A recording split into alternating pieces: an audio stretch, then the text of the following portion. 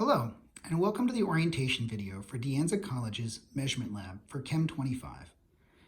In this video, we'll take a brief tour of the different materials that we'll use for this lab. This lab is broken down into 4 parts. In the first part, we'll practice measuring length.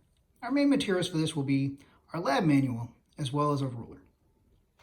In part 2, we look at measuring volume. Here we'll use 3 different pieces of glassware: a 50 milliliter beaker, a 100 milliliter graduated cylinder, and a 10 milliliter graduated cylinder. In part 3 of this experiment, we'll look at measuring mass. The masses that we'll be measuring will be pennies.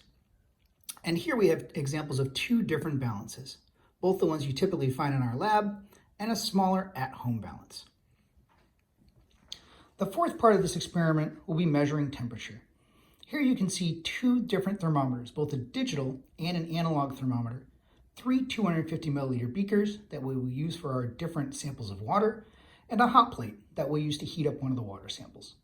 Not pictured, water and ice, which we will see later when we conduct this portion of the experiment.